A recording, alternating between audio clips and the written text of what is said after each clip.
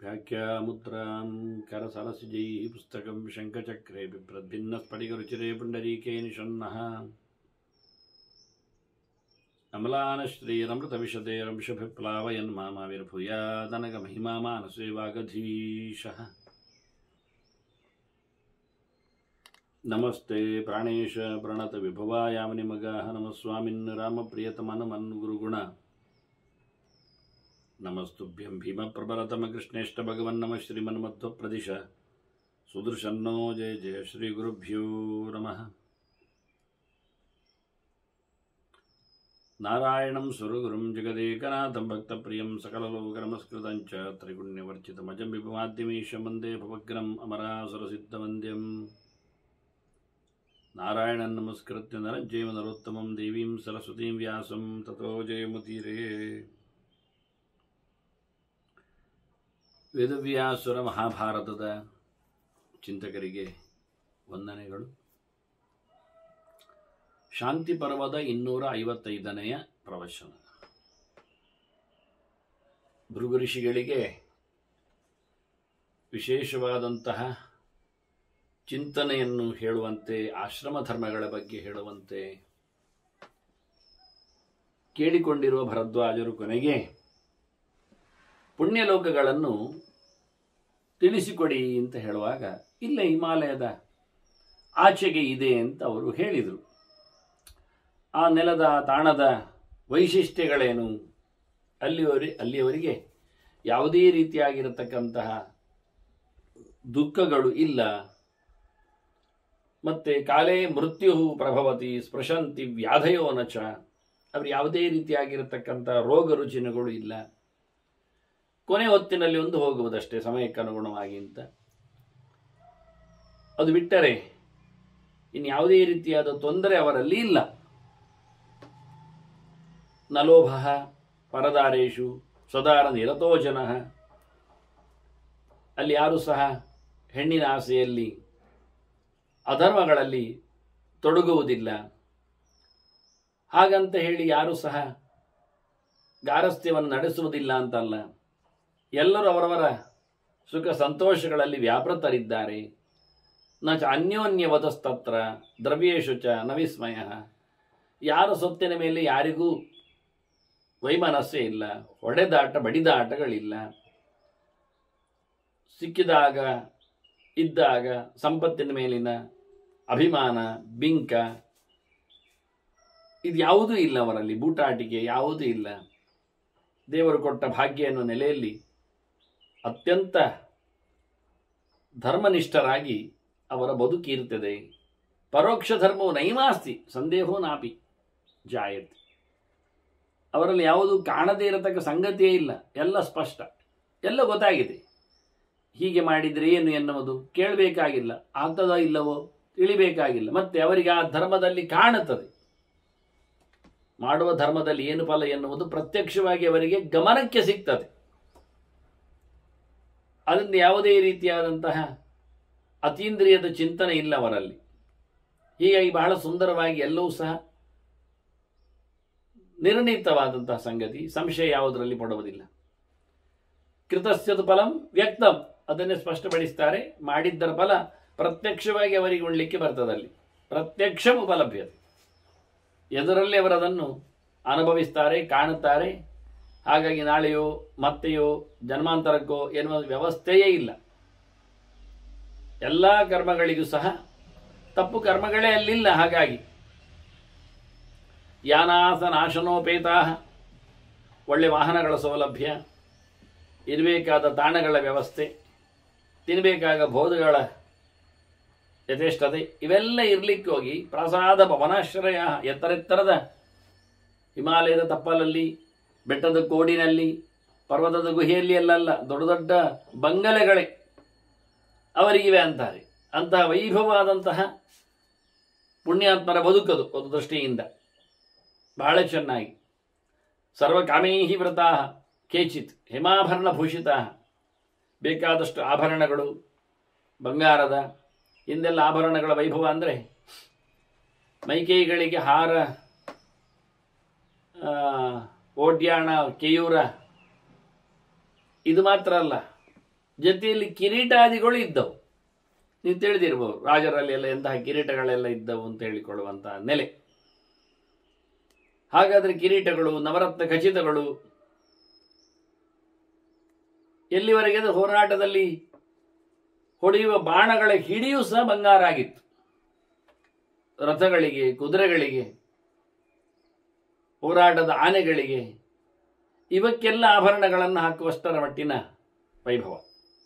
ಧರ್ಮರಾಜನಂತೂ ದ್ಯೂತಕ್ಕೆ ಬಂದಾಗ ಮೊದಲ ಪಣವನ್ನಾಗಿಟ್ಟದ್ದೇ ರಾಜರಥವನ್ನೇ. ಅದು ಮತ್ತೆ ಜರಾಸಂಧನಿಂದಾಗಿ ಅಲ್ಲಿ ಅವನ ಬೃಹದ್ರಥನಿಂದ, ಹೆಸರವನೇ ಹಾಗೆ ಅವನಪ್ಪನಿಗೆ, ಆ ವಸ್ತು ಅದು ಅದ್ಭುತವಾದಂತಹ ಎಲ್ಲ ಮುತ್ತುರತ್ನ ವೈಡೂರ್ಯಗಳಿಂದೆಲ್ಲ ಅಲಂಕೃತವಾಗಿರತಕ್ಕ ಬಹಳಷ್ಟು ಕೋಟಿ ಕೋಟಿ ಮೌಲ್ಯದ ವಾಹನಗಳು, ರಥಗಳು, ರಾಜರಥ ಅಂದರೆ ಅದನ್ನೇ ಬಣಕ್ಕಿಟ್ಟಿದ್ದ. ಅದು ಓದಿದ್ರೆ ದೊಡ್ಡ ಚಿಂತೆ ಇಲ್ಲ. ಆ ರೀತಿ ಸಾಮಾನ್ಯ ಒಂದು ಆಟಿಕೆ ರಥ ಇಟ್ಟಾಗಿ, ಒಂದು ದೃಷ್ಟಿಯಿಂದ ಮಣ್ಣಿನ ಬಂಡಿ ಕೊಟ್ಟಾಗಿ ಅವರಿಗೆ ಅಂಥ ಅದ್ಭುತವಾದಂತಹ ವೈಭವಗಳಿಂದ ತುಂಬಿದವರು. ಎಲ್ಲ ಬಯಕೆಗಳನ್ನು ಸಹ ಪ್ರತ್ಯಕ್ಷವಾಗಿ ಅನುಭವಿಸುವರು ಸಂಕಲ್ಪದಿಂದ. ಯಾವುದು ಇಲ್ಲ ಆಗುವುದಿಲ್ಲ, ಮೋಸ ಹೋಗುವುದಿಲ್ಲ, ಮನಸ್ಸಿನಲ್ಲಿ ವಿಕಾರ ಬರುವುದಿಲ್ಲ, ಬೇಸರವನ್ನು ಪಟ್ಟವರಲ್ಲ. ಹಾಗಾಗಿ ತಮ್ಮ ಊಟವನ್ನು ಬಿಟ್ಟವರೋ ನಿದ್ದೆಯನ್ನು ಕಳ್ಕೊಂಡವರೋ ಇಲ್ಲಿ ಯಾವುದೇ ಅಲ್ಲ. ಆದರೂ ಕೆಲವರಂತೂ ಪ್ರಾಣಧಾರಣ ಮಾತ್ರಂತೂ ಕೇಶಾಂಚಿತ ಫಲಭ್ಯತೆ, ಕೆಲವರು ಬದುಕನ್ನು ಮಾತ್ರ ಇಟ್ಟುಕೊಂಡಿದ್ದಾರಂತೆ, ಅದವರಿಷ್ಟ. ತಿಂದುಕೊಂಡು ಖುಷಿ ಪಡುವವರಂತೆ ಉಪವಾಸ ಇದ್ದುಕೊಂಡವರು ಖುಷಿ ಪಡುತ್ತಾರೆ. ಬಗೆ ಬಗೆಯ ವಸ್ತುಗಳನ್ನು ಬೇಯಿಸಿ ಕಾಯಿಸಿ ತಿನ್ನುವಂತೆ ಹಸಿಯಾಗಿ ತಿಂದುಕೊಂಡವರು ಸಂತೋಷ ಪಡುವವರು ಇರ್ತಾರೆ. ಹಾಗೆ ಒಂದೊಂದು ರೀತಿಯಿಂದ ಕೆಲವರಿಗೆ ಬದುಕು ಮಾತ್ರ ಇಷ್ಟ, ಸಾಧನೆಗಳನ್ನು ನಡೆಸ್ತಾ ಇರ್ತಾರೆ. ಈ ವೈಭವಗಳು ಅದರ ಮೇಲೆ ಅವರ ವೈರಾಗಿಗಳು. ಕೆಲವರು ಬಹಳ ಕಷ್ಟಪಟ್ಟು ಪ್ರಾಣವನ್ನು ಸಾಕಿಕೊಂಡಿದ್ದಾರೆ. ಶ್ರಮೇಣ ಮಹತಾ ಕೇಚಿತ್ ಕುರುವಂತಿ ಪ್ರಾಣಧಾರಣ, ಗಟ್ಟಿಮುಟ್ಟಿನ ತಪಸ್ಸು ಮತ್ತೊಂದು ಇನ್ನೊಂದು ವ್ರತ ನಿಯಮಗಳನ್ನು ಮಾಡ್ತಾನೇ ಇದ್ದಾರೆ. ಅದು ಅವರಿಗೆ ಇನ್ಸ್ಟಿಂಕ್ಟ್, ಸಹಜ ಆಗಿಬಿಟ್ಟಿದೆ. ಇದು ಅಲ್ಲಿಯ ತಾಣದ ವೈಭವ ಅಂತಾರೆ. ಮತ್ತು ಇಲ್ಲಿ ಗೊತ್ತುಂಟಲ್ಲ, ಈ ಊರಿನ ಕತೆ, ಈ ಜಾಗದ ಯೋಚನೆಗಳು, ಇಲ್ಲಿನ ಸಾಧನೆಗಳು, ಫಲಗಳು, ಬದುಕು, ಅನುಭವಗಳು, ಈ ಲೋಕದಲ್ಲಿ ಇಲ್ಲಿ ಇದು ಆಚೆನೆ ಹೇಳಿದ್ದವರು ಪುಣ್ಯ ಸ್ಥಳಗಳ ಬಗ್ಗೆ ಮಾತಾಡಿ. ಇಹ ಧರ್ಮಪರಾಹ ಕೇಚಿತ್ ನೈಕೃತಿಕಾಹ ನರಹ. ಇಲ್ಲಿ ಕೆಲವರು ಒಳ್ಳೆ ಕೆಲಸ ಮಾಡುತ್ತಾರೆ, ಪುಣ್ಯಶಾಲಿಗಳು. ಅವರಿಗೆ ಪ್ರತ್ಯಕ್ಷ ಇಲ್ಲದಿದ್ದರೂ ಶಾಸ್ತ್ರ ಪ್ರತ್ಯಕ್ಷ ಇದೆ, ಅವರಿಗೆ ನಡೆಸಿಕೊಡ್ತಾರೆ. ಇನ್ನು ಕೆಲವರು ಇಲ್ಲಿ ಮೋಸಗಾರರಿದ್ದಾರೆ, ಯಾವುದನ್ನು ನಂಬುವುದಿಲ್ಲ, ಧರ್ಮದಲ್ಲೇ ಆಟ ಆಡುತ್ತಾರೆ, ತೋರಿಕೆಗೆ ಧರ್ಮವನ್ನು ನಡೆಸಿಕೊಡ್ತಾರೆ. ವಂಚನೆಯ ಜನರು ಇಲ್ಲಿದ್ದಾರೆ ಕೆಲವರು. ನೋಡಿ, ಅಲ್ಲಿ ಅಂತವರಿಲ್ಲ. ಅದಕ್ಕೋಸ್ಕರ ಹೇಳಿದ, ಅಲ್ಲಿ ವಂಚನೆಗಾಗಿ ಧರ್ಮ ಮಾಡುವ ಪ್ರಶ್ನೆಯೇ ಇಲ್ಲ, ಪ್ರತ್ಯಕ್ಷ. ಇಲ್ಲಿ ಅವರಿಗೆ ಸುಖ ಇದೆ, ದುಃಖವೂ ಇದೆ. ಸುಖಿತಾ ದುಃಖಿತಾ ಕೇಚಿತ್ ನಿರ್ಧನಾ ಧನಿನೋಪರೆ. ಅಲ್ಲಿ ದುಃಖವೇ ಇಲ್ಲ, ಆರಾಮವಾದ ಸುಖ ಮಾತ್ರವೇ ಇರುವುದು. ಅಲ್ಲಿ ಬಡತನದ ಬೇಗೆ ಅಂತಲೂ ಇಲ್ಲ, ಎಲ್ಲರೂ ಶ್ರೀಮಂತರೇ. ಆಗ ಯಾರ ಮೇಲೂ ಯಾರಿಗೂ ಯಾವುದೇ ರೀತಿಯಾದಂತಹ ಪೈಪೋಟಿಯೋ, ಸ್ಪರ್ಧೆಯೋ, ಗುದ್ದಾಟವೋ, ಅಸಮಾಧಾನವೋ ಏನಿಲ್ಲ. ಇಲ್ಲಿಯವರಾಗಲ್ಲ. ಒಬ್ಬರಿಂದೊಬ್ಬರಿಗೆ ಯಾವತ್ತು ನೋಡಿದಾಗಲೂ ಕಾಲು ಎಳೆಯುವ ಆಟ, ಟೊಪ್ಪಿ ಹಾಕುವ ಓಟ, ಇವೆಲ್ಲ ಇರ್ತದೆ. ಹಾಗಾಗಿ ಇಲ್ಲಿನ ಕತೆ ಇಹ ಶ್ರಮ ಭಯಂ ಮೋಹ ಕ್ಷುದ್ಧ ನಿದ್ರಾಚ ಜಾಯತೆ. ಇಲ್ಲಿ ಹಸಿವೆ ಆಗ್ತದೆ, ತಿಂದ ಬಳಿಕ ನಿದ್ದೆ ಬರ್ತದೆ, ಏನು ತಿನ್ನುವುದು ಗೊತ್ತಾಗುವುದಿಲ್ಲ, ಯಾವುದೋ ಅಜ್ಞಾನದಿಂದ ಏನೇನೋ ನುಂಗ್ತಾನೆ, ಏನು ಹೆದರಿಕೊಳ್ತಾನೆ, ತಿನ್ನಲಿಕ್ಕೂ ಆಚೆ ಈಚೆ ನೋಡ್ತಾನೆ, ಎಲ್ಲಿಯ ಸತ್ತರೆ ಪಾಯ್ಸನ ಆದರೆ, ಹಾಗೆ ಸರಿಕಟ್ಟಾಗಿ ತಿನ್ನಲಿಕ್ಕೂ ಹೋಗುವುದಿಲ್ಲ, ತಿನ್ನಲಿಕ್ಕೆ ಒದ್ದಾಡ್ತಾನೆ, ಒಟ್ಟು ಮಾಡಬೇಕಲ್ಲ, ಸಂಪಾದನೆ ಆಗಬೇಕಲ್ಲ. ಹೀಗೆ ಶ್ರಮಪಟ್ಟಂತೆ ಸಹಜವಾದಂತಹ ಎಚ್ಚರ ಇಲ್ಲ. ಪ್ರತಿಯೊಂದರಲ್ಲಿ ಮೋಹ, ವ್ಯಾಮೋಹ, ಅಜ್ಞಾನ, ಜೊತೆಯಲ್ಲಿ ಹಸಿವು. ಯಾವತ್ತು ನೋಡಿದ್ರು ತಿಂದಾದ ನಂತರ ಮತ್ತೆ ಪುನಃ ಹಸಿವೆ ಆಗ್ತದೆ, ಇನ್ನೊಮ್ಮೆ ತಯಾರಾಗಬೇಕು, ತಿಂದ ಬಳಿಕ ಆಯಾಸ ಆಗ್ತದೆ, ಬಿದ್ದುಕೊಳ್ಬೇಕು. ಲೋಭಶ್ಚ ಅರ್ಥಕೃತ ನೃಣಾಂ. ಟೋಟಲ್ ಇನ್ನಿನ ಜನರಿಗೆ ದುಡ್ಡಿನ ಮೇಲೆ ಮೋಹ, ದುಡ್ಡು ಖರ್ಚಾಗದಂತೆ ಒದ್ದಾಟ, ಮತ್ತೊಬ್ಬರದ್ದು ನೋಡಿ ಪರದಾಟ. ಹಾಗಾಗಿ ಪರಮಲೋಭಿಗಳಾಗಿ ಕಾಮಃ ಕ್ರೋಧಃ ತಥಾ ಲೋಭಃ ಅಂತ ಕೃಷ್ಣೇನು ಹೇಳಿದ 3 ನರಕದ ಬಾಗಿಲು ಅಂತ, ಅದನ್ನು ಮನುಷ್ಯಲ್ಲಿ ಮಾಡಿಕೊಂಡಿದ್ದಾನೆ. ಹಾಗಾಗಿ ಲೋಭಿಯಾಗಿ ಬದುಕ್ತಾನೆ ಈ ಲೋಕದಲ್ಲಿ. ಅದರಿಂದಲೇ ಏನು ಮುಖ್ಯಂತಿ ಪಂಡಿತಾಹ, ನಿಜವಾಗಿ ಏನು ಮುಖ್ಯಂತಿ ಅಪಂಡಿತಾಹ, ತಿಳಿಯದವರು ಇದರಲ್ಲೇ ಬಿದ್ದು ಸಾಯ್ತಾರೆ. ಯಾವತ್ತು ನೋಡಿದರೂ ಎಚ್ಚರಾಗದವರು ಈ ಲೋಕದವರು. ಈ ಲೋಕದ ಜನರಿಗೆ ಕಳೆದ ಬಾರಿಯೂ ಹೇಳಿದ್ದ, ಯಾವುದು ಅತ್ಯಂತ ದೊಡ್ಡ ಮಟ್ಟಿನ ಅವಲಕ್ಷಣದ ದೋಷದ ಕಥೆ ಏನು ಅಂತ ಧರ್ಮರಾಜನಿಗೆ ಹೇಳಿಕೊಂಡ ಲೋಭವನ್ನೇ ಒಂದಿಷ್ಟು ದೊಡ್ಡ ಅಧ್ಯಾಯದಲ್ಲಿ ಹೇಳಿದ್ದಾರೆ. ಹಾಗಾಗಿ ಅದನ್ನು ನಾವು ಮತ್ತೆ ಪರಾಮರ್ಶೆಗೆ ಇದ್ರೆ ಅರ್ಥ ಆಗ್ತದೆ ಇಲ್ಲಿಯ ಮಾತು ಏನಾಗಿದೆ, ಭೃಗು ಋಷಿಗಳು ಏನು ಹೇಳಿದ್ದಾರೆ ಎಂದು. ಇಹ ವಾರ್ತಾ ಬಹುವಿಧ, ಇಲ್ಲಿಯ ವ್ಯವಹಾರವೇ ಭಯಂಕರ. ಎಂತ ಮಾಡ್ತಾರೆ ಅಂತ ಜನರಿಗೆ ಗೊತ್ತಿಲ್ಲ. ಇಲ್ಲಿ ಮಾತಿನ ವ್ಯವಹಾರಗಳಾಗಲಿ, ವೈಖರಿಗಳಾಗಲಿ, ಜೊತೆಯಲ್ಲಿ ಇರುವ ಈ ರೀತಿಗಳಾಗಲಿ, ಬೇಕಾದಷ್ಟು ಬಗೆ ಬಗೆ ಬಣ್ಣ ಬಣ್ಣ. ಹಾಗಾಗಿ ಮಾಡುವ ಕೆಲಸಗಳಲ್ಲಿಯೂ ನಡೆಯುವ ವ್ಯವಸ್ಥೆಗಳಲ್ಲಿಯೂ ಪೂರ್ತಿ ಗೋಜಲು ಧರ್ಮಾಧರ್ಮಸ್ಯ ಕರ್ಮಣಃ. ಇಲ್ಲಿ ಧರ್ಮವೂ ಇದೆ, ಅಧರ್ಮವೂ ಇದೆ. ಬಹು ವಿಚಿತ್ರವಾದ ಬಹುವಿಧವಾದಂತಹ ಧರ್ಮಾಚರಣೆಗಳು, ಬಹು ವಿಚಿತ್ರವಾದಲ್ಲಿ ಅಧರ್ಮದ ಕಥೆಗಳು, ಕಂತೆಗಳು ಇವೆಲ್ಲ ಸೇರಿಕೊಳ್ಳುತ್ತವೆ. ಹಾಗೆ ಮನುಷ್ಯನಿಗೆ ಚಿಂತಾ ಬಹುವಿಧ. ಇಲ್ಲಿ ತಲೆ ಖರ್ಚು ಜಾಸ್ತಿ ಅಂತೆ, ಒದ್ದಾಟ ಪಡ್ತಾನೆ, ಯೋಚನೆಗೆ ಬೀಳುತ್ತಾನೆ. ಯಾವುದಕ್ಕೆ? ಧರ್ಮಾಧರ್ಮಸ್ಯ ಕರ್ಮಣ. ಏನು ಧರ್ಮ, ಯಾವುದು ಧರ್ಮ, ಎಷ್ಟು ಅಧರ್ಮ, ಯಾಕೆ ಧರ್ಮ, ಏನು ಅರ್ಥವೇ ಆಗುವುದಿಲ್ಲ. ಆ ರೀತಿಯಾಗಿರತಕ್ಕಂಥ ಈ ಲೋಕದಲ್ಲಿನ ಸಂಶಯಗಳು, ವೈಪರೀತ್ಯಗಳು ಇಲ್ಲಿನ ಬದುಕಿನಲ್ಲಿ ಆಗುವಂಥ ವ್ಯವಸ್ಥೆ.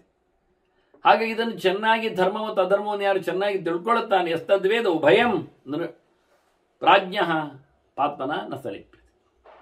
ಚೆನ್ನಾಗಿ ಅರ್ಥ ಮಾಡಿಕೊಂಡು ಮಾಡುವ ಕೆಲಸದಲ್ಲಿ ಯಾವುದು ದೇವರಿಗೆ ಇಷ್ಟ, ಯಾವುದು ಸ್ವವಿಹಿತ, ಯಾವುದು ಭಗವಂತನಿಗೆ ಸಮರ್ಪಿತವಾಗಬೇಕಾದ್ದು ಹೇಗೆ ಅನ್ನೋದರಲ್ಲಿ ಚೆನ್ನಾಗಿ ತಿಳ್ಕೊಂಡ್ರೆ ಅವ ಪಾಪದಿಂದ ದೂರನಾಗ್ತಾನೆ. ಮುಖ್ಯವಾದ ವಿಷಯ ಅಂತ ಇಲ್ಲಿಯ ಕಥೆಯಲ್ಲಿ ಎಸ್ತದ್ವೇದ ಉಭಯಂ. ಅಧರ್ಮವೂ ತಿಳ್ಕೊಂಡಿರ್ಬೇಕು. ಯಾಕೆಂದರೆ ತನ್ನಿಂದ ಅಧರ್ಮ ಆಗದಂತೆ ಎಚ್ಚರ ವಹಿಸ್ಲಿಕ್ಕೆ. ಏನು ಮಾಡಿದರೂ ತಪ್ಪಾಗಬಹುದು, ಎಷ್ಟು ಮಟ್ಟಿನ ತಪ್ಪು ಅನಿಸ್ತದೆ, ಅದರ ಪ್ರಾಯಶ್ಚಿತ್ತವೋ ರಿಪೇರಿಯೋ ನ್ಯೂನತೆಯನ್ನು ಪೂರ್ಣ ಮಾಡುವ ವಿಧಾನವೋ ಏನು ಅರ್ಥ ಮಾಡಿಕೊಂಡಾಗ, ಹಾಗೆ ತಪ್ಪು ಮಾಡದೇ ಇರಲಿಕ್ಕೆ ಎಷ್ಟು ಕಷ್ಟಪಡಬೇಕಾಗತ್ತೆ, ಎಷ್ಟು ಇಷ್ಟವನ್ನು ಅನುಭವಿಸಬೇಕಾಗತ್ತೆ ಎಂದು ಗೊತ್ತಾಗುತ್ತೆ.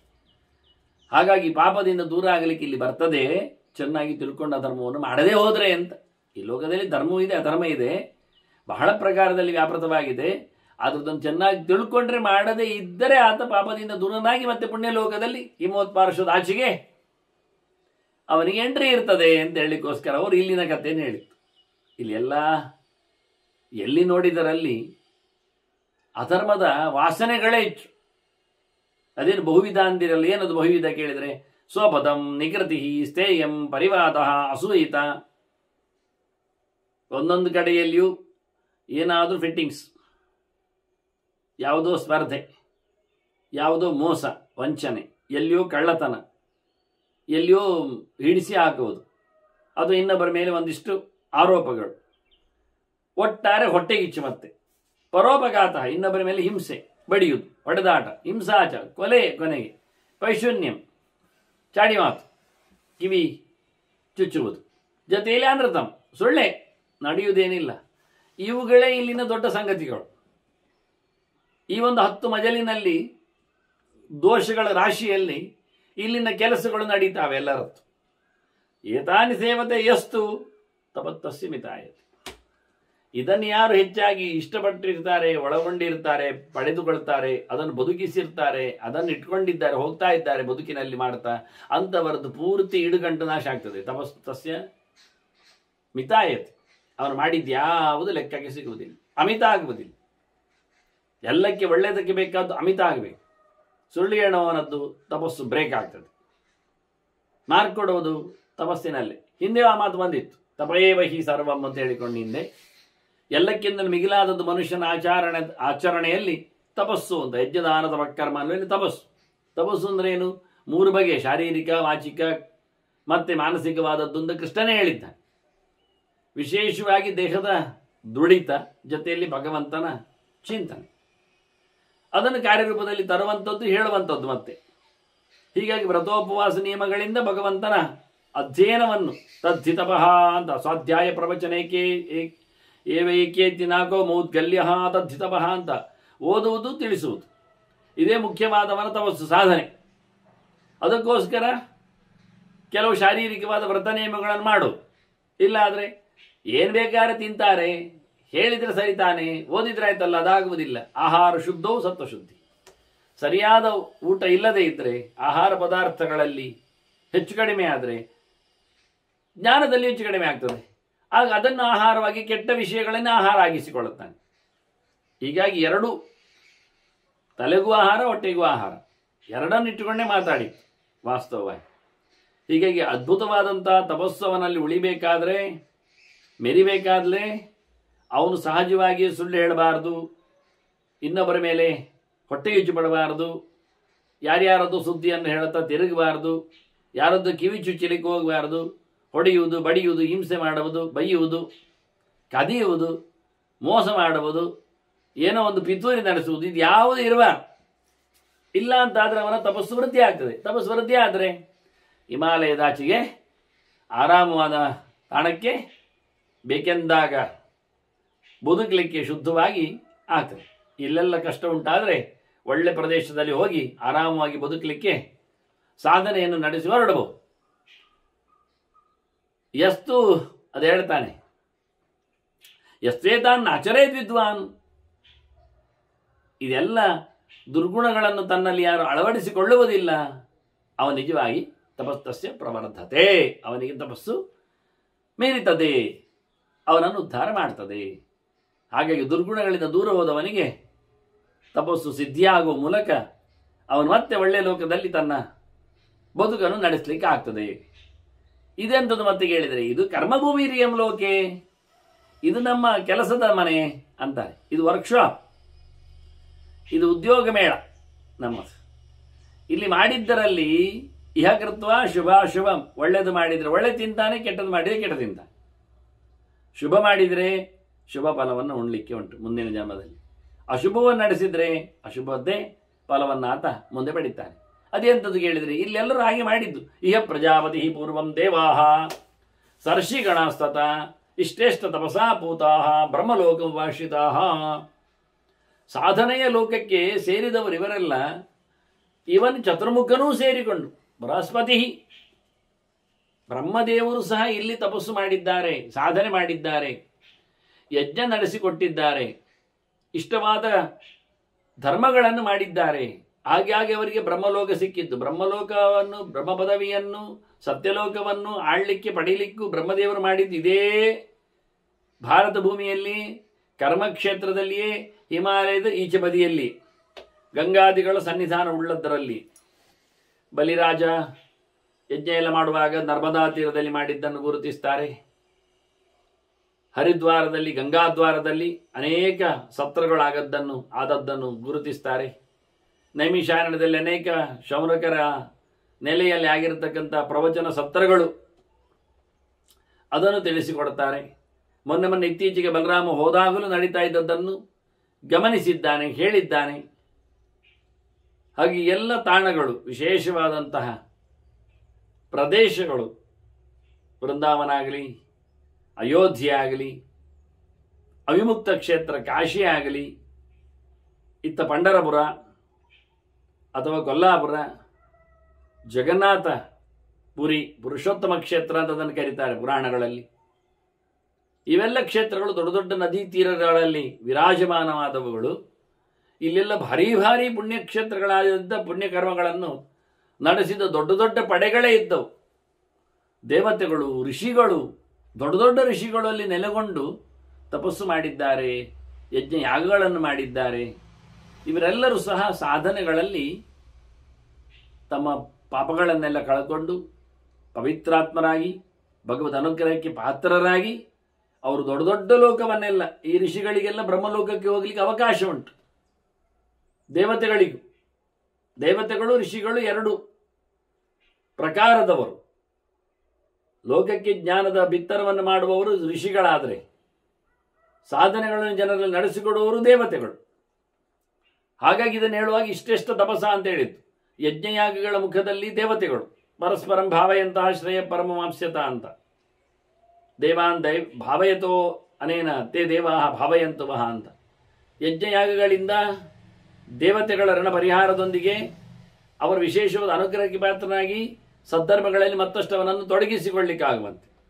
ಇತ್ತ ಅಧ್ಯಯನದಿಂದ ಋಷಿಋಣದಿಂದ ಪಾರಾಗಲಿಕ್ಕಿರುವಂತೆ ಮಾಡಲಿಕ್ಕೆ ವಿಶೇಷವಾದಂತಹ ಋಷಿಗಳು, ಜ್ಞಾನಯೋಗಿಗಳು, ಲೋಕಕ್ಕೆ ಜ್ಞಾನವನ್ನು ಬಿತ್ತರಿಸುವವರು, ಅವರು ತಪಸ್ಸು ಮಾಡುವವರು, ಶಾರೀರಿಕವಾದ, ಮಾನಸವಾದ, ವಾಚಿಕವಾದ ತಪಸ್ಸಿನ ಚರ್ಯೆ ಏನೆಂಬುದನ್ನು ತೋರಿಸಿಕೊಡುವವರು. ಒಂದೆಡೆ ಯಾಜ್ಞಿಕ ಪ್ರಕ್ರಿಯೆಗಳು ಕರ್ಮಕಾಂಡ ಆದರೆ, ಮಗದೊಂದು ಕಡೆಯಲ್ಲಿ ಚಿಂತನೆಯ ವ್ಯವಸ್ಥೆಯಲ್ಲಿ ಜ್ಞಾನಕಾಂಡ. ಇದು ಎರಡನ್ನು ಗುರುತಿಸಲಿಕ್ಕೆ ದೇವತೆಗಳು, ಋಷಿಗಳು ಅಂತ ಹೇಳ್ತಾರೆ. ಈ ಎಲ್ಲಕ್ಕೂ ಪೂರಕವಾದ ಅಂಶಗಳನ್ನು ಕೊಟ್ಟವರು ಚತುರ್ಮುಖ. ವೇದವನ್ನು ಕೊಡುವ ಮೂಲಕ, ವೇದವನ್ನು ಉಪಯೋಗಿಸಿಕೊಂಡು ಯಜ್ಞಗಳನ್ನು ಮಾಡಿಸುವ ಮೂಲಕ, ತನ್ನ ದೇಹದಿಂದ ದೇವತೆಗಳನ್ನು ಸೃಷ್ಟಿ ಮಾಡುವ ಮೂಲಕ, ಯಜ್ಞದ ನಡುವೆ ಜೊತೆಯಲ್ಲಿ ಆ ಯಜ್ಞವನ್ನು ಪ್ರಶಸ್ತವಾಗಿ ಮಾಡಲಿಕ್ಕೆ ಬೇಕಾಗಿರತಕ್ಕಂಥ ವೇದ ಮಂತ್ರಗಳನ್ನು ಅನುಸಂಧಾನ ಮಾಡಿ ತಿಳಿಸಿ ಕೊಡ್ಲಿಕ್ಕೋಸ್ಕರ, ಅದನ್ನು ಪ್ರಯೋಗ ಪದ್ಧತಿಯಲ್ಲಿ ಉಳಿಸ್ಲಿಕ್ಕೋಸ್ಕರ, ತಿಳಿಸ್ಲಿಕ್ಕೋಸ್ಕರ, ಅದನ್ನು ಗೃಹ್ಯ ಕರ್ಮಗಳಲ್ಲಿಯೂ ಸಹ ಬಳಸುವ ರೀತಿಯನ್ನು ಹೇಳಿಕೊಡುವ ಮೂಲಕ ಈ ಋಷಿಗಳು. ಹೀಗಾಗಿ ಎರಡು ಕವಲುಗಳಲ್ಲಿ ದೇವತೆಗಳು ಕಾಣುವುದಿಲ್ಲ, ಮನುಷ್ಯರ ಜೊತೆಯಲ್ಲಿ ವ್ಯವಹರಿಸುವುದಿಲ್ಲ. ಆದರೆ ಆ ದೇವತೆಗಳ ಕೆಲಸಗಳನ್ನು ತಿಳಿಸಿಕೊಡುವವರು ಋಷಿಗಳಿದ್ದಾರೆ, ಮಾಡಿ ತೋರಿಸುವವರಿದ್ದಾರೆ, ತಿರುಗುತ್ತಾ ಬರುವವರಿದ್ದಾರೆ.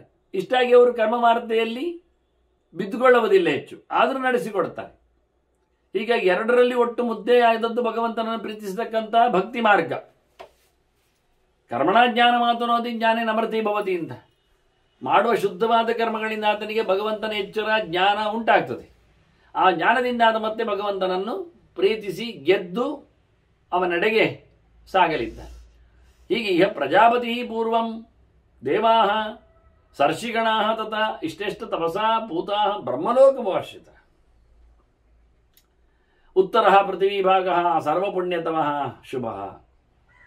ಉತ್ತರದ ತಾಣ ಹಿಮಾಲಯದಾಚಿನ ನೆಲ ಅತ್ಯಂತ ಪ್ರಶಸ್ತವಾದ ಪುಣ್ಯಪ್ರದವಾದಂತಹ ತಾಣ ಅನಿಸಿದೆ. ಬೇಕಾದಷ್ಟು ಪುಣ್ಯವನ್ನು ಮಾಡಿದವರಿಗೆ ಒಳ್ಳೆಯ ಅವಕಾಶವನ್ನು ಕೊಡುತ್ತದೆ. ಇಹತ್ಯಾಹ ತತ್ರ ಜಾಯಂತೆ ಏವೈ ಪುಣ್ಯಕೃತೋ ಜನಃ. ಇಹತ್ಯಾಹ ತತ್ರ ಜಾಯಂತೆ ಏವೇ ಪುಣ್ಯಕೃತೋ ಜನಃ. ಯಾರು ಒಳ್ಳೆಯ ಕೆಲಸ ಇಲ್ಲಿ ಮಾಡಿದ್ದಾರೆ ಅವರೇ ಅಲ್ಲಿ ಹುಟ್ಟಿ ಬರ್ತಾರೆ. ಇನ್ನು ಮುಂದೆ ನಾವು ಎಲ್ಲಿ ಹುಡ್ತೇವೆ ಅಂತ ನೀವು ಕೇಳಬೇಕಾಗಿಲ್ಲ, ಇವತ್ತೇ ಆಯ್ಕೆ ಮಾಡಬಹುದು. ಇಲ್ಲಿ ಒಳ್ಳೆ ಕೆಲಸ ಮಾಡಿದರೆ ಮುಂದೆ ಹಿಮಾಲಯದಾಚೆಗೆ ತಪಸ್ವಿಗಳ ತಾಣದಲ್ಲಿ, ಋಷಿಗಳ ದೇವತೆಗಳ ಒಡನಾಟವುಳ್ಳಂತಹ ಪುಣ್ಯಕ್ಷೇತ್ರಗಳಲ್ಲಿ ಏನು ಗೌಜಿ ಗದ್ದಲವಿಲ್ಲದ, ಪರಿತಾಪ ಪಡದ, ಕೇವಲ ಸುಖವನ್ನು ಅನುಭವಿಸುವ ಸಂತೋಷದ ತಾಣದಲ್ಲಿ ಬರಲಿಕ್ಕೆ ಬರ್ತದೆ. ಇಲ್ಲಿ ಅವರು ಹುಡ್ತಾರೆ ಅಂತ ಹೇಳ್ತಾನೆ. ಇಹತ್ಯ ತತ್ರ ಜಾಯಂತ್. ಒಳ್ಳೇದು ಮಾಡಿದರು ಮತ್ತು ಕೆಟ್ಟದ್ದು ಮಾಡಿದವರಿಗೆ ಅಸತ್ಕರ್ಮಾಣಿ ಕುರ್ವಾಣಾಹ ತಿರ್ಯಗ್ಯೋ ನಿಶುಚಾಪರಿ. ಕೆಟ್ಟ ಕೆಲಸ ಮಾಡುವವರಿಗೆ ಪ್ರಾಣಿ ಜನ್ಮಗಳು ಬರ್ತವೆ. ಇಲ್ಲಿ ಕೆಟ್ಟದಾದ ಪ್ರಾಣಿಗಳಾಗಿ, ಮರಮಟ್ಟುಗಳಾಗಿ, ಕ್ರಿಮಿಕೀಟಗಳಾಗಿ, ಹಕ್ಕಿ ಹರಣಗಳಾಗಿ ಎಲ್ಲ ಹುಟ್ಟಿ ಬರ್ತಾರೆ. ಮತ್ತೆ ಅವುಗಳಿಗೆ ಬಹಳ ಕಾಲದ ಬದುಕಿಲ್ಲ. ಕ್ಷೀಣಾಯುಷಃ ತಥಾ ಚಾನ್ಯಿ. ಮತ್ತೊಮ್ಮೆ ಮನುಷ್ಯರಾಗಿ, ಮನುಷ್ಯ ಪ್ರಾಣಿಯಾಗಿ ಹುಟ್ಟಿದ್ರು ಬಹಳ ಕಾಲ ಬದುಕುವುದಿಲ್ಲ, ಪ್ರಾಣಿಗಳಂತೆ ಸಾಯ್ತಾನೆ. ನಶ್ಯಂತಿ ಪೃಥ್ವೀತಲೆ. ಈ ನೆಲದಲ್ಲಿಯೇ ಬಿದ್ದು ಹೋಗ್ತಾರೆ. ಕರ್ಮ ಮಾಡಲಿಕ್ಕೆ ಆಗುವುದಿಲ್ಲ. ಆಗ ಹೊಸ ಕರ್ಮಗಳಿಂದ, ಇವು ಶುಭ ಕರ್ಮಗಳಿಂದ, ಧರ್ಮಕರ್ಮಗಳಿಂದ ಮೇಲೋಗ್ಲಿಕ್ಕೆ ಬರುವುದಿಲ್ಲ. ಒಂದ್ಸರ್ತಿ ಕೆಳಗೆ ಇಳೀತಾ ಮತ್ತೆ ಮುಗಿದೋಯ್ತು. ಅವಕಾಶವೂ ಸಿಗುವುದಿಲ್ಲ, ವರ್ಷಗಳು ದೀರ್ಘಕಾಲದಲ್ಲಿಲ್ಲ. ಹಾಗಾಗಿ ಮತ್ತಷ್ಟು ಕೆಳಗೆ ಹೋಗ್ತಾರೆ. ಒಂದ್ಸರ್ತಿ ತಪ್ಪಿದ ನಂತರ ಬಿದ್ದು ಹೋಗ್ತಾನೆ. ಅನ್ಯೋನ್ಯ ಭಕ್ಷಣಾಸಕ್ತಾ ಲೋಭಮೋಹ ಸಮನ್ವಿತ. ಇಲ್ಲಿಗೆ ಬಂದ ನಂತರ ಪ್ರಾಣಿಗಳ ಕಥೆ ಹೇಗಿರ್ತದೆ ಕೇಳಿದರೆ, ಸಿಕ್ಕಾಬಟ್ಟೆ ಬದುಕುವುದು ಬಿಟ್ಟರೆ ಇನ್ನೇನಿಲ್ಲ. ಅದಕ್ಕಾಗಿ ಯಾರನ್ನೋ ತಿಂತಾವೆ, ಪರಸ್ಪರ ಕಾದಾಟ ಮಾಡ್ತಾವೆ. ಯಾವತ್ತು ನೋಡಿದರೂ ತಮ್ಮನ್ನು ಬಚಾವ್ ಮಾಡಿಕೊಳ್ಳಿಕ್ಕೋಸ್ಕರ ಅಡಗಿಕೊಳ್ತಾವೆ, ಓಡಿ ಹೋಗ್ತಾವೆ.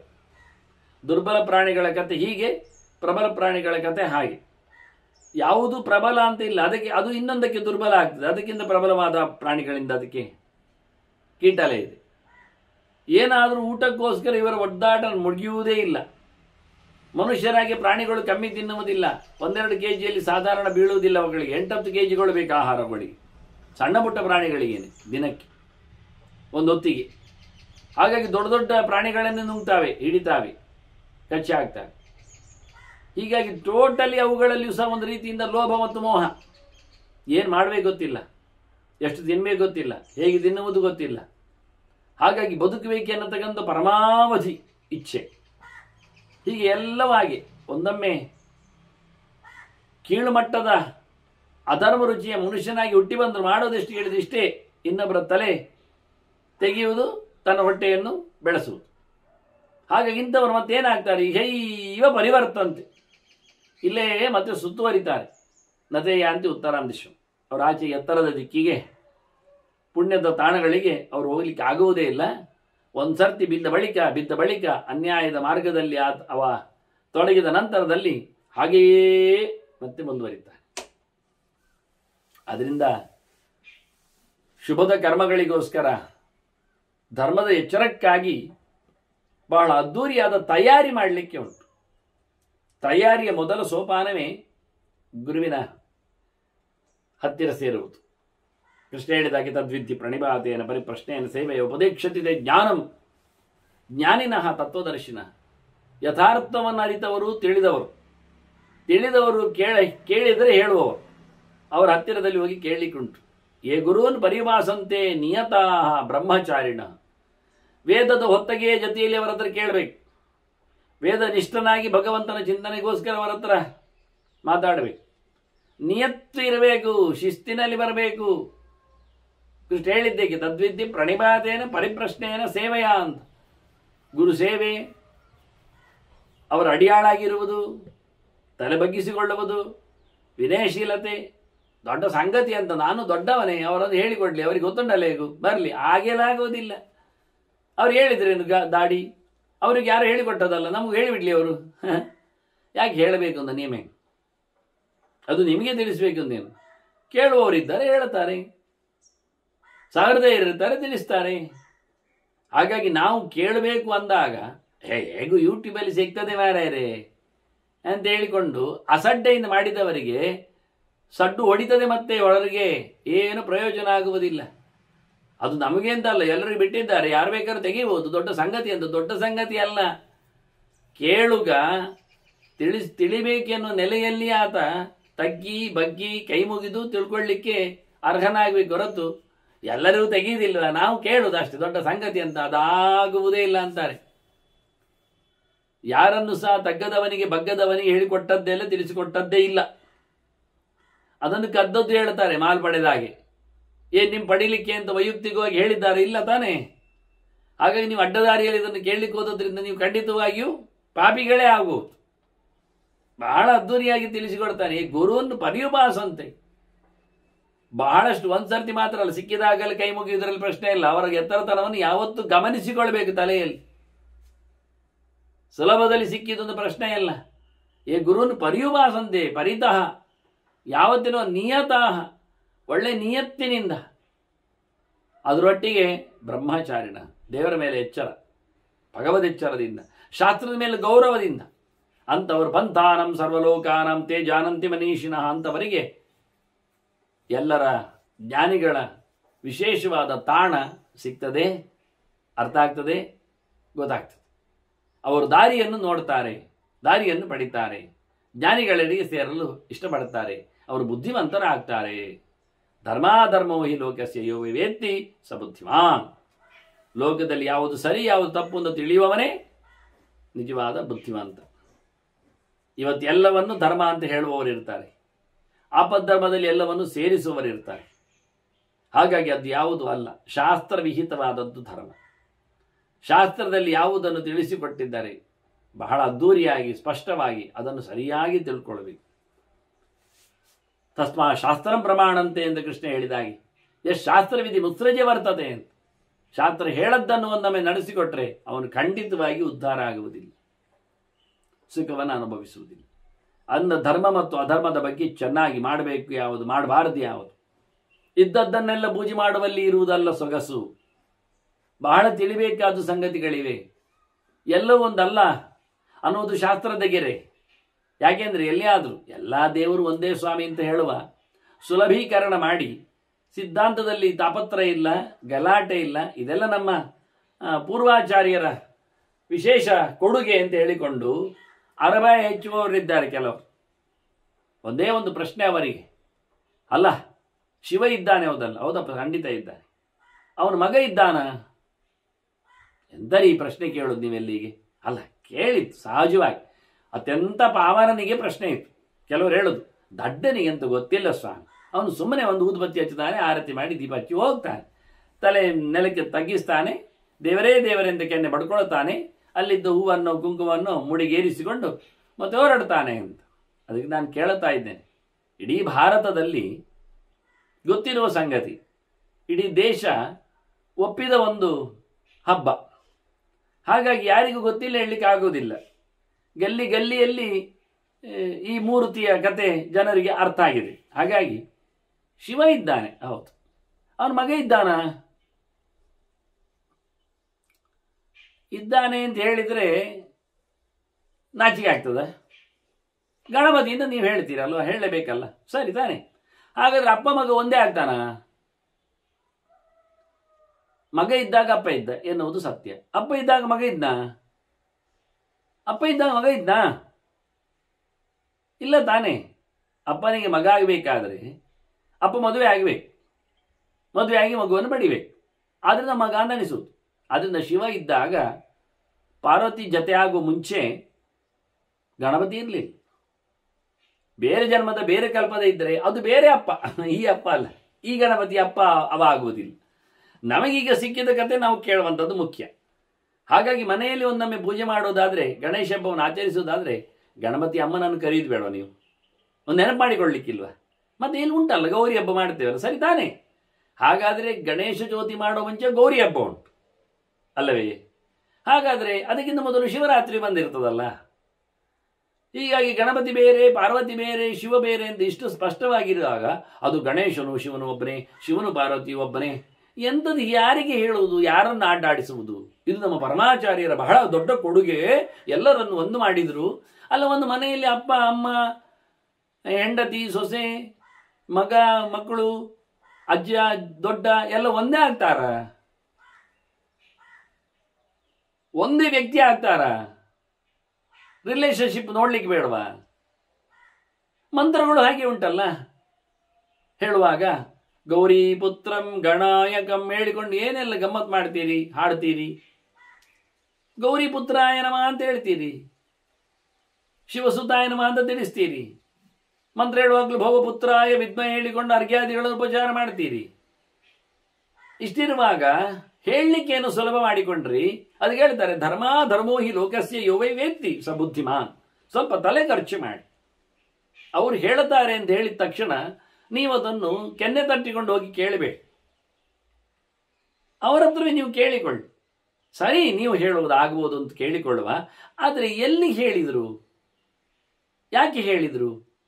ಯಾವ ಪುರಾಣಗಳಾಗಲಿ ಯಾವ ಶಾಸ್ತ್ರಗಳಾಗಲಿ ಗಣಪತಿಯನ್ನು ಹೇಳುವಾಗಲೇ ಶಿವನ ಮಗ ಅಂತ ಹೇಳುತ್ತಾರೆ, ಹೇಳಿಕೊಂಡಿದ್ದ ಸಹಜವಾಗಿ. ಪಾರ್ವತಿಯಿಂದ ಹುಟ್ಟಿ ಬಂದವ ಅಂತಲೂ ತಿಳಿಸ್ತಾರೆ. ಏನೋ ಕೆಲವು ಮೆಸ್ಮರೈಸ್ ಮಾಡಿಕೊಳ್ಳುವ, ಮಿಸ್ಟೇಕ್ ಮಾಡಿಕೊಳ್ಳತಕ್ಕ, ಅನ್ಯಾರ್ಥಕ್ಕೆ ಅವಕಾಶ ಇರುವಂತಹ ಕಥೆಗಳನ್ನು ಹೇಳ್ತಾರೆ. ಕತೆ ಬಿಡುವ, ಕತೆ ಒಪ್ಪುವಂತೆ ಇಲ್ಲವೋ, ಬೇರೆ ಅರ್ಥ ಮಾಡಬೇಕು ಅಂತ ಉಂಟದೆಲ್ಲ ಮತ್ತೆ ನೋಡುವ. ಅಂತೂ ಪಾರ್ವತಿಯ ಮಗ ಅಲ್ಲದ ಗಣಪತಿಯಿಂದ ಇದ್ದಾನ? ಶಿವನ ಮಗ ಅಲ್ಲದೆ ಗಣಪತಿಯನ್ನು ಹೇಳಲಿಕ್ಕೆ ಬರ್ತದ? ಅದು ನಮ್ಮ ದೇವರಿ ಶಿವನಿಗೆ ಮಗನೇ ಇಲ್ವಾ, ಹೆಂಡತಿಯೇ ಇಲ್ವಾ? ಅವನೇ ಹೆಂಡತಿಯ?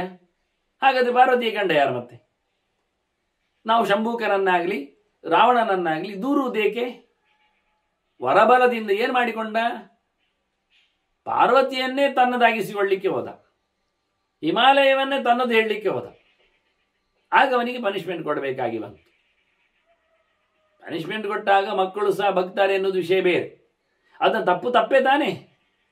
ರಾಮಾಯಣ ನಡೆಯುವುದು ಹೇಗೆ ಬಂತು? ಒಂದೊಮ್ಮೆ ರಾವಣ ಶಿವನ ಭಾರಿ ದೊಡ್ಡ ಜನ ಆಗಿದ್ದರೆ ಒಂದು ಚೂರು ಶಿವ ರೆಕಮೆಂಡ್ ಮಾಡಿ, ಮಾರಾಯ ಅದು ರಾಮನ ಸೀತೆ, ಕದಿಯುವುದು ಬೇಡ ಮಾರೆ, ಕೊಟ್ಟು ಬಿಡು.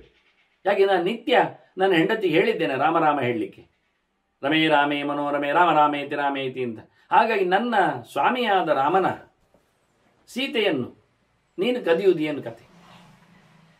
ಅಥವಾ ಹೀಗೆ ಹೇಳು, ಏನು ಏ ರಾವಣ, ಏನು ನಾನು ಯಾರು? ಶಿವ. ಮತ್ತೆ ರಾಮ ಯಾರು? ರಾಮ ಯಾರು? ಸೀತೆ ಗಂಡ ಅಲ್ಲಪ್ಪ, ನಾನೇ ಅನ್ಬೇಕವ. ಒಂದೊಮ್ಮೆ ರಾಮನೇ ಶಿವ ಆದರೆ, ಶಿವನೇ ರಾಮನಾದರೆ ಒಂದೊಮ್ಮೆ ಅದನ್ನಾದರೂ ರಾವಣನಿಗೆ ಪರಿಚಯಿಸಿ, ನೀನಿಗೆ ಕದಿಯುವುದು ಯಾರನ್ನು ಕೇಳಿದರೆ ನನ್ನ ಹೆಂಡತಿಯನ್ನೇ. ಅವತ್ತು ಪಾರ್ವತಿಯನ್ನು ನೀನು ಎಗರಿಸಿ ನೋಡಿದೆ, ಈಗ ಸೀತೆಯನ್ನು ಎಗರಿಸಿ ನೀನು ಅನ್ಯಾಯ ಮಾಡ್ತಾ ಇದ್ದೆ ಹೇಳ್ಬೋದಲ್ಲ, ದೂರ ಇದೆ ಏನು? ಹಾಗಾಗಿ ಸ್ವಲ್ಪ ಯೋಚನೆ ಮಾಡಿಕೊಳ್ಳಿ. ಈ ಎಲ್ಲ ರಾಮಾಯಣ ಆಗಲಿ ಮಹಾಭಾರತ ಆಗಲಿ ಕಥೆಗಳು ತಿಳಿಸಿಕೊಟ್ಟಾಗ ಧರ್ಮಾಧರ್ಮ ಯಾವುದು, ತಪ್ಪು ಯಾವುದು, ಸರಿ ಯಾವುದು ಬಹಳ ಸ್ಪಷ್ಟವಾಗಿ ಹೇಳ್ತದೆ. ಅದರಿಂದ ಚೆನ್ನಾಗಿ ಶಾಸ್ತ್ರ ತಿಳ್ಕೊಳ್ಳಿ. ಹೇಳುಗ ಹೇಳುತ್ತಾನೆ ಅಂದ ತಕ್ಷಣ ಅವರು ಎಲ್ಲಿಯೋ ದೊಡ್ಡ ಪ್ರತ್ಯೇಕವಾದಂತಹ ಮೇಜು, ಆಸನ, ಮಂಚ ಅಥವಾ ಕಂಬ ಹಾಕಿ ಹತ್ತಿ ಕೂತಿದ್ದಾರೆ ಹೇಳಿದ ತಕ್ಷಣ ಕೇಳಬೇಕು ಅಂತಿಲ್ಲ. ಯುಕ್ತಿಯುಕ್ತ ಮುಚೋಗ್ರಾಹ್ಯ ಬಾಲಾದ ಪಿಶುಕಾದ. ಎಂತಹ ಸರಿಯಾದ ಮಾತಿದ್ರೆ ಎಂತಹ ಮಗುವಿನಿಂದಲೂ ಕೇಳಲಿಕ್ಕೆ ಬರ್ತದೆ. ತದ್ವಿರುದ್ಧವಾಗಿ ಹೇಳುವಾಗೆ ಎಂತಹ ಮಾತುಗಳನ್ನು ಯಾರು ಹೇಳಿದ್ರು ಸಹ ಅದು ಅಯುಕ್ತವಾಗಿದ್ದರೆ ಸರಿ ಇಲ್ಲ ಅಂತಂದ್ರೆ ಅವರನ್ನು ಪ್ರಶ್ನಿಸುವ ಯೋಗ್ಯತೆ ನಮ್ಮಲ್ಲಿದೆ. ಬ್ಲೈಂಡ್ ಆಗಿ ಮಾಡಲಿ, ಅವ್ರು ಹೇಳಿದ್ದಾರೆ ಮಾಡೋದು ಅದು ಸಮ ಇಲ್ಲ, ಅದಾಗುವುದೇ ಇಲ್ಲ. ಅವ್ರು ಹೇಳಲಿಕ್ಕೆ ಅವರೇನು ಗಣಪತಿ ಲೋಕದವರ, ಅವರೇನು ಶಿವನ ಭೃತ್ಯರ ಅಲ್ಲ ತಾನೇ? ಹಾಗಾಗಿ ಅವರದ್ದು ಕೇಳು, ನೀವು ಕೈಲಾಸದಲ್ಲಿ ಬಂದಿದ್ದ ಕೇಳಲಿಕ್ಕೆ ಉಂಟು ಇಲ್ಲ ತಾನೇ? ಆದ್ರಿಂದ ಅವರು ಹೇಳುವುದನ್ನಾದರೂ ಕಣಮುಚ್ಚಿ ಕೇಳಲಿಕ್ಕಿಲ್ಲ. ಕಣಮುಚ್ಚಿ ಕೇಳುವ ಪಾಮರ ನಾನು ಅಂತೂ ಹೇಳಿಕೊಳ್ಳಿಕ್ಕಿಲ್ಲ. ಸಹಜವಾದ ನೆಲೆಯಲ್ಲಿನ ಪ್ರಶ್ನೆಯನ್ನು ನಾವೇ ಮಾಡಿಕೊಂಡು ಪುರುಸೊತ್ತಿದ್ರೆ ಅವರಲ್ಲೇ ಕೇಳಿಕೊಂಡು, ಇಲ್ಲ ಆದರೆ ಅವರನ್ನು ಮರೆತು ಬಿಟ್ಟು ಮಾಡ್ತಾ ಇರುವ ಕಥೆಯನ್ನು ಚೆನ್ನಾಗಿ ಅಭ್ಯಾಸ ಮಾಡಿಕೊಂಡು ಯಾರು ಎಲ್ಲಿ ಏನು ಹೇಗೆ ಅಂತ, ಯಾರು ಅಪ್ಪ ಯಾರು ಅಮ್ಮ, ಯಾರು ಮಕ್ಕಳು, ಯಾರು ಅಣ್ಣ, ಯಾರು ತಮ್ಮ, ಯಾರು ಮನೆಯ ಮಂದಿಗಳು, ಸೊಸೆ ಇತ್ಯಾದಿಗಳು ಎನ್ನುವುದನ್ನು ಚೆನ್ನಾಗಿ ತಿಳ್ಕೊಂಡು ಇಡೀ ಜಗತ್ತಿನ ರೂವಾರಿಗಳನ್ನು ಅರ್ಥ ಮಾಡಿಕೊಂಡ್ರೆ ಒಳ್ಳೆಯ ರೀತಿಯಿಂದ ಸಾಧನೆ ಮಾಡಲಿಕ್ಕಾಗತ್ತೆ. ಇದನ್ನು ಅವರು ಹೇಳಿದರು. ಧರ್ಮೋಹಿ ಲೋಕಸ್ಯ ಯೋವೇತ್ತಿ ಸಬುದ್ಧಿಮ. ಲೋಕದಲ್ಲಿ ಚೆನ್ನಾಗಿ ಲೋಕದ ಧರ್ಮವನ್ನು ಪೂಜೆ ಪುನಸ್ಕಾರ ಅಂತ ತಿಳ್ಕೊಳ್ಬೇಕು ಅಂತ ಹೀಗೆ ಭೃಗುಗಳು ಬಹಳಷ್ಟು ಸ್ಪಷ್ಟವಾಗಿ ಆಶ್ರಮಾದಿ ಧರ್ಮಗಳ ಬಗ್ಗೆ ತಿಳಿಸ್ತಾ ಎಚ್ಚರವನ್ನು ಕೊಡ್ತಾ ಭರದ್ವಾಜರಂತೂ ಭಾರೀ ಸಂಭ್ರಮಿಸಿಕೊಂಡು ನಮಸ್ಕಾರ ಮಾಡಿ ಭೃಗುಗಳನ್ನು ಸೇವೆ ಮಾಡಿ ಸಂತೋಷಪಟ್ಟಿದ್ದಾರೆ ಅಂತ ಹೇಳಿ ಭೀಷ್ಮರು ಧರ್ಮರಾಜನಿಗೆ ಹೇಳಿದರು. ಧರ್ಮರಾಜ ಅಜ ಅಜ ಅಜ ಎಂತ ಅಜ ಅಂತ ಕರೀತಾನೆ. ಆಚಾರಸ್ಯ ವಿಧಿಂ ತಾತ, ತಾತ ಅಂದರೆ ಅಜ್ಜ, ಅಜ್ಜ ನನಗೆ ಆಚಾರದ ವಿಧಿ ಹೇಳಿ ಮಾರ್ಯಾರೆ. ಆಚಾರ ಕ್ರಮ, ಈ ಸದಾಚಾರಗಳು ನೀವೀಗ ಹೇಳಿದ್ರಲ್ಲ, ಶಾಸ್ತ್ರದಲ್ಲಿ ಹೇಳಿದಾಗೆ ಕೇಳಿ ಮಾಡಬೇಕು ಅಂತ. ಅದೆಂತ ಮಾಡಬೇಕು, ಹೇಗೆ ಮಾಡಲಿಕ್ಕೆ ಉಂಟು, ಯಾವುದು ಧರ್ಮ, ಮಾಡಬೇಕಾದ್ದು ಯಾವುದು, ಬಿಡಬೇಕಾದ್ದು ಯಾವುದು ಗೊತ್ತಾಗುತ್ತೆ ನನಗೆ. ಬೆಳಿಗ್ಗೆ ಬೇಗ ಹೇಳಬೇಕಂದ್ರೆ ತಡ ಹೇಳುವುದು ತಪ್ಪು ಅಂತ. ಹಾಗೆ ನನಗೆ ಆಚರಣೆಗಳ ಬಗ್ಗೆ ಚೆನ್ನಾಗಿ ಹೇಳಬೇಕು ಅಂತ ಕೇಳುತ್ತಾನೆ. ಈಗ ಭೀಷ್ಮರು ಮತ್ತೆ ಸದಾಚಾರಗಳ ಪುಟಗಳನ್ನು ತಮ್ಮ ಮನದಂಗಳದಿಂದ ತೆಗಿತಾರೆ. ಮೊದಲಿಗೆ ವಿರುದ್ಧವಾದ ವಿಚಾರಗಳನ್ನು ಮೊದಲು ಹೇಳ್ತಾರೆ. ದುರಾಚಾರ, ದುರ್ವಿಚೇಷ್ಟಾ, ದುಷ್ಪ್ರಜ್ಞಾ, ಪ್ರಿಯ ಸಾಹಸ, ಅಸಂತಸ್ತು ಅಭಿವಿಖ್ಯಾತ. ಕೆಟ್ಟವರು ಯಾರು ಗೊತ್ತುಂಟ? ಕೆಟ್ಟ ಕೆಲಸ ಮಾಡುವವರು ಕೆಟ್ಟವರು, ಶಾಸ್ತ್ರ ಹೇಳದಂತೆ ಮಾಡುವವರು, ಶಾಸ್ತ್ರದ ಪರಿವಾನಿಗೆ ಇಲ್ಲದೆ ನಡೆಸುವವರು, ಶಾಸ್ತ್ರವನ್ನು ಧಿಕ್ಕರಿಸಿ ತಮಗಿಷ್ಟವನ್ನಂತೆ ಮಾಡುವರಿದ್ದಾರಲ್ಲ ಅವರು ಅತ್ಯಂತ ನೀಚರು. ದುರ್ವಿಚೇಷ್ಟ, ಅವರು ವಿರುದ್ಧ ಕರ್ಮ ಮಾಡುವವರು ಅಂತ ಅರ್ಥ. ಶಾಸ್ತ್ರದಲ್ಲಿ ಇಲ್ಲ, ಅದಕ್ಕೆ ವಿರುದ್ಧವಾಗಿ. ಹಾಗೆ ನೋಡಿ, ಅಪ್ಪನನ್ನು ಮಗನನ್ನು ಒಂದೇ ಕಡೆಯಲ್ಲಿ ಕುಳ್ಳಿರಿಸಿಕೊಂಡು ಎಲ್ಲಿಯಾದರೂ ಆಗ್ತದ? ಆಗುವುದುಂಟ. ಅಪ್ಪನ ಕುರ್ಚಿಯೇ ಬೇರೆ, ಮಗನ ಕುರ್ಚಿಯೇ ಬೇರೆ. ಗುರುಗಳು ಹೇಳಿರ್ತಾರೆ, ಅಯ್ಯ ಏನು ಹುಡುಗ ಕಲ್ತಂದು ಹೋದಾಗ ಹೇಳ್ತಾನೆ, ತೇಷಾಂ ತ್ವಯಾಸನೇನ ಪ್ರಶ್ವಸಿತವ್ಯಂ ಅಂತ. ನೀನು ಯಾವತ್ತೂ ಸಹ ಗುರು ಹಿರಿಯರಿಗೆ ಅಡಿಯಾಳಾಗಿ ಇರಬೇಕು. ಅವರ ಆಸನದಲ್ಲಿ ಒಂದು ಉಸಿರು ಬಿಡುವ ಯೋಗ್ಯತೆ ನಿನಗಿಲ್ಲ. ಅಂದರೆ ಅರೆ ಕ್ಷಣ ಕೂತ್ಕೊಳ್ಳಿಕ್ಕೂ ಒಂದು ಉಸಿರು ಅಂದರೆ ಬಿಡುವ ಯೋಗ್ಯತೆ ನಿನ್ನಲ್ಲಿಲ್ಲ. ದೊಡ್ಡವರು ದೊಡ್ಡವರೇ, ಗುರಿಯರ ಪಾತ್ರಗಳು, ಸ್ಥಾನಗಳು ಅತ್ಯಂತ ಹಿರಿಯವಾದದ್ದು ಅಂತ ತಿಳ್ಕೊಳ್ಬೇಕು. ತಂದೆ ತಾಯಿಗಳೆಲ್ಲ ಗುರು ಹಿರಿಯರಲ್ಲೇ ಬರ್ತಾರೆ, ಗುರುಗಳ ಜೊತೆಯಲ್ಲಿ.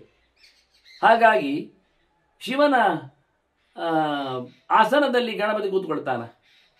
ಮಗುವಾಗಿ ಅವನನ್ನು ಆಧಾರ ಮಾಡಿಕೊಂಡು ತೊಡೆಯಲ್ಲಿ ಹೊತ್ತುಕೊಂಡದ್ದು ಸರಿ ಅಂದ ತಕ್ಷಣ ಗಣಪತಿ ಇರುವ ಜಾಗ ಅದಲ್ಲ ನಮ್ಮ ಉಪಾಸನೆಯಲ್ಲಿ ಬಂದಾಗ.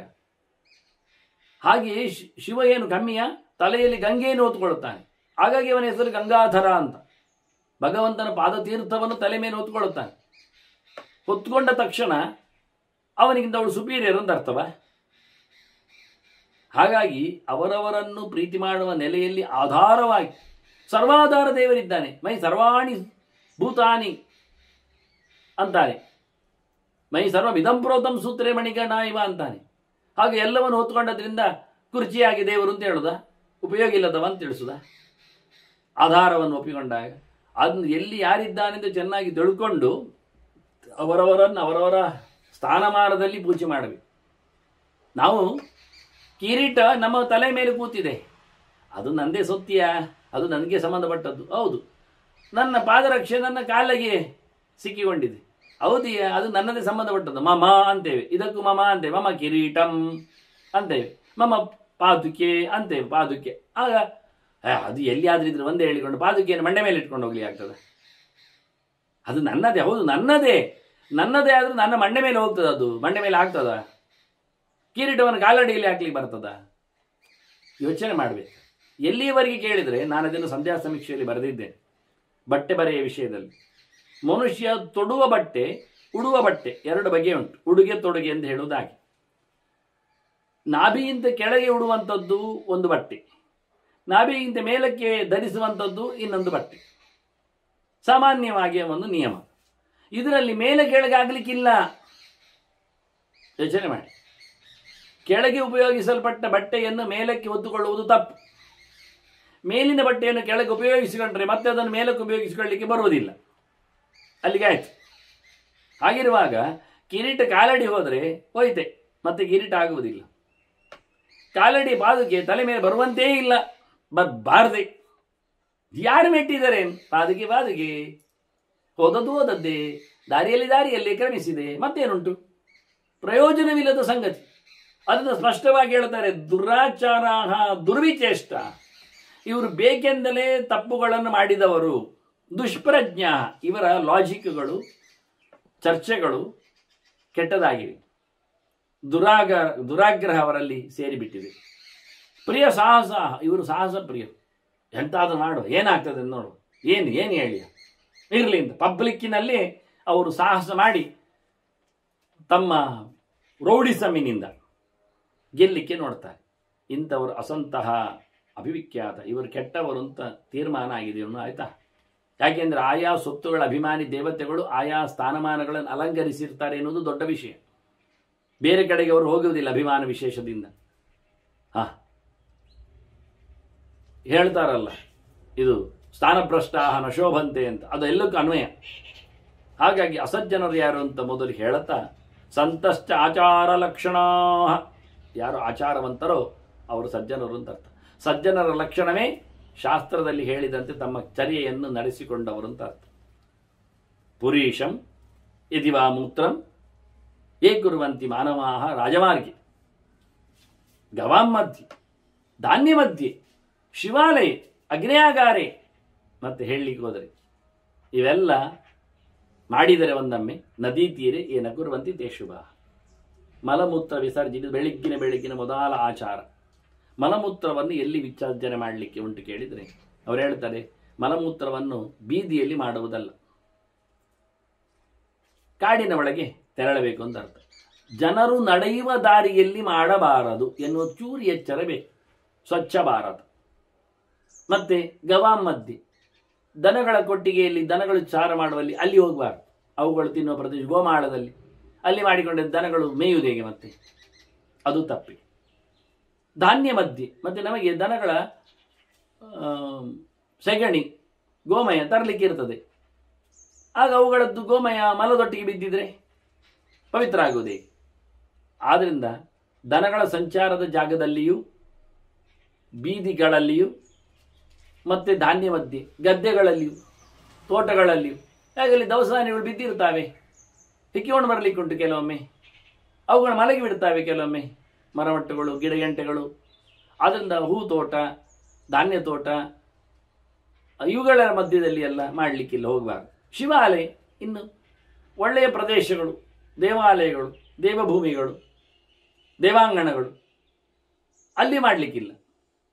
ಅಗ್ನಿಯಾಗಾರೆ ಇನ್ನು ಒಳ್ಳೆ ಯಜ್ಞಯಾಗ ಆಗತಕ್ಕಂಥ ತಾಣಗಳು ಕೆಲವೊಮ್ಮೆ ಮಂಟಪ ಮಾಡಿಕೊಂಡಿರ್ತಾರೆ.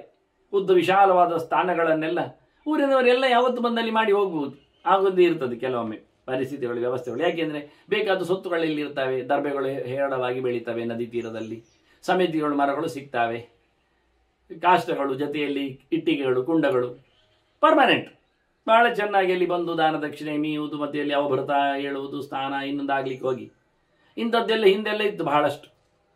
ನದಿ ತೀರೆ, ನದಿಯ ದಂಡೆಯಲ್ಲಿ ಸ್ನಾನಕ್ಕೆ ಹೋದವರಿಗೆ ಕಷ್ಟ ಆಗೋದಿಲ್ಲ.